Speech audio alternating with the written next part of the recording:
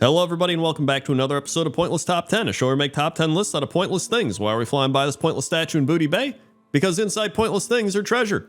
Let's begin. 10. Number 10 is the Port of Zemland Lighthouse, which is actually a broken lighthouse in Vol'dun. That's why I decided to put it at number 10 since it's not actually working, but it is still really cool. I didn't even know this lighthouse was here until I was flying around and I was like, dude, is that a lighthouse? And then I looked into the Port of Zemland, which is a large, ruined Zandalari port town on the southwestern coast of Vol'dun, and it's a cursed place ruled over by Pirate King Zemland and his crew of the Eternal Damned. In ages past, the port was attacked by the faithless Sethrak, and Pirate King Zemland refused to allow Zandalari refugees onto his ships to escape the attack, and he ordered his crew to rally and defend the ports with their lives. However, when it became clear that the Sethrak were too many, Zemland instead gathered his crew on the Golden Isle and conducted a ritual with 3 magical idols to curse his crew into undead skeletons, forcing them to serve him for eternity. So, he went a little far.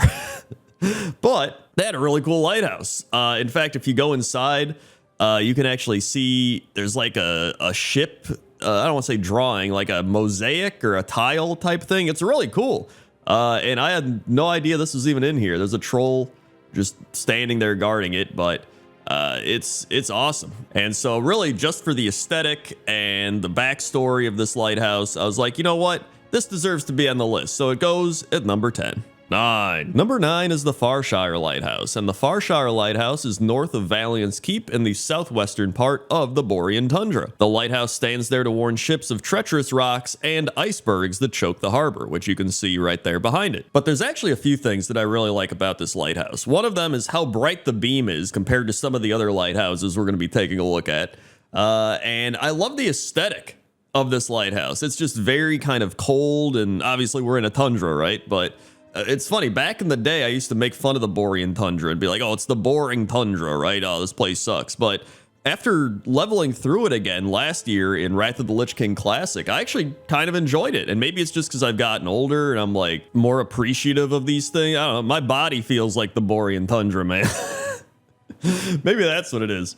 I can relate to the Borean Tundra now more than I could back then. But overall, this lighthouse is really cool, a little bit outdated now, but it still holds up, and that's why it's number 9. 8. Number 8 is the Stormwind Lighthouse, and the Stormwind Lighthouse is unique in that it's unique. It's one of the only lighthouses in the game that looks the way it does, and there's only a couple other lighthouses that can say that for themselves. It is a short distance from the mainland, northwest of the harbor itself, and it serves to guide the many ships into the harbor using its powerful light, which is perpetually shining, according to Wowpedia. But I actually think the Borean Tundra lighthouse light's a little bit stronger, comparatively. The lighthouse is one of the key features of the harbor, and it's visible from almost all areas of it, and it's sat empty for some time since the harbor's become much safer in recent years. However, a tombstone, supposedly that of a former keeper and whose inscription has faded over time, is present behind it. In truth, the bloodied crown of King Terranos Menethil is buried here, likely done so by the refugees of Lordaeron, or possibly Thoros Trollbane. So a little bit of fun lore for you there, but in terms of just, aesthetic lighthouses and everything, it's a cool lighthouse, right? Again, it's a very unique lighthouse. I almost kind of can see a face in the lighthouse made by the windows, almost like a little like smirking face guy. Maybe I'm crazy. I'm probably crazy, but I do think this is a cool lighthouse. This used to be probably the best lighthouse in the game back in the day, but now, it's number 8. 7. Number 7 is the Tusk Isle Lighthouse, and the Tusk Isle is a small island in the Bay of Kings off the southern coast of Zandalar. The history is the Tusk Isle and the other ports in the Bay of Kings served as the ancient home of the Golden Fleet of Zandalar, one of the most powerful navies in Azeroth. At the outset of the war in Zandalar, part of the fleet was stationed at Tusk Isle, notably the flagship Resin's Claw. As part of a coup by Prophet Zul, the ships at Tusk Isle were taken over by mutineers aided by their Kautian Mogu allies. I did not say that correctly, probably. Zandalari, loyal to King Rastakhan, and members of the Horde quickly launched a campaign to reclaim the fleet in the Bay of Kings, and after cutting through Zul's followers on the island and dealing with a potent weapon on board Resin's Claw, they lit a blue signal flame on the Isle's watchtower to mark their victory.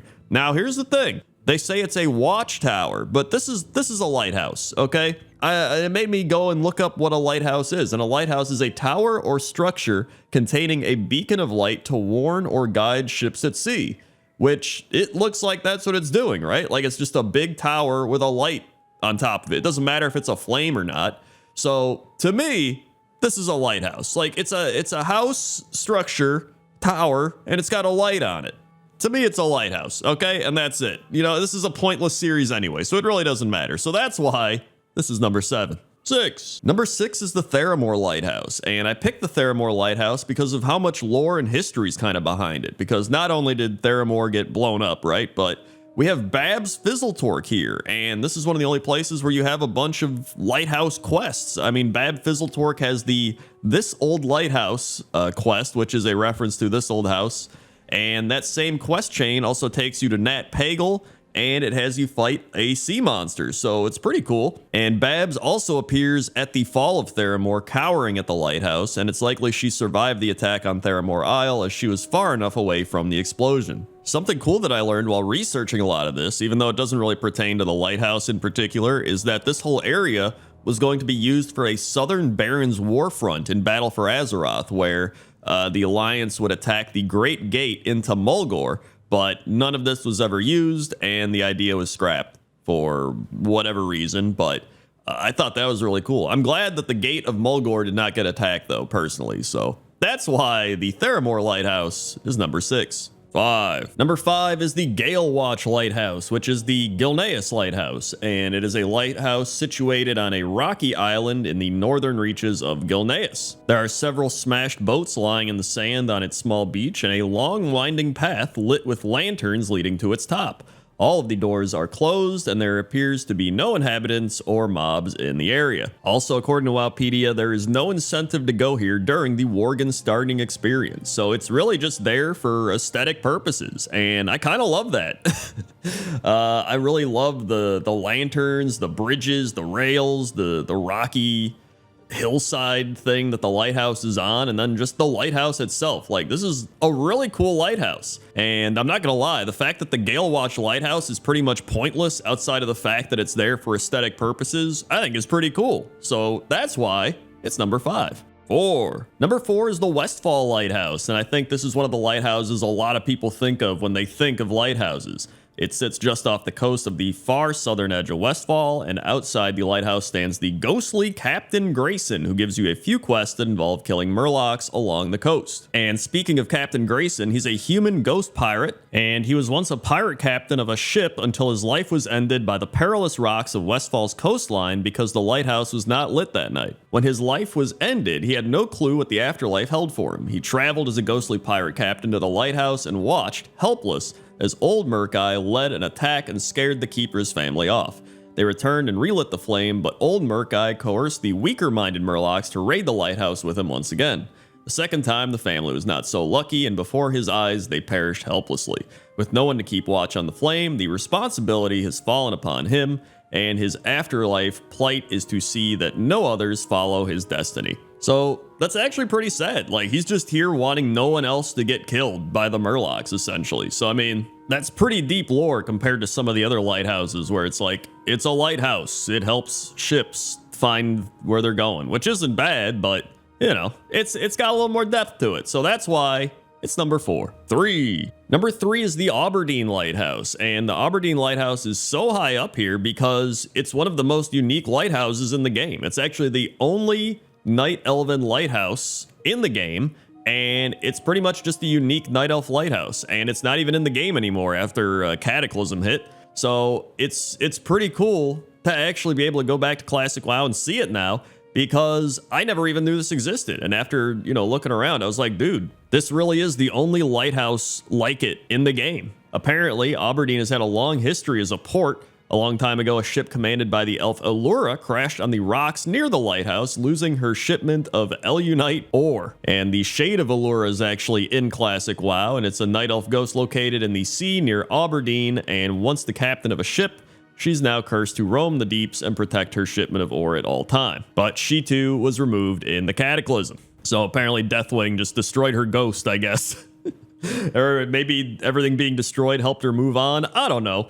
Either way, this is one of the most unique lighthouses in the game, and that's why it's number 3. 2. Number 2 is Tol Dagor, and Tol Dagor is a small prison island in Kulturas off the eastern coast of Tiragard Sound, and it's also a 5-man dungeon. It also has an amazing lighthouse. Like, look at this thing, dude. This lighthouse is essentially just a lighthouse dungeon, which is why it's so cool. It's got cannons all over.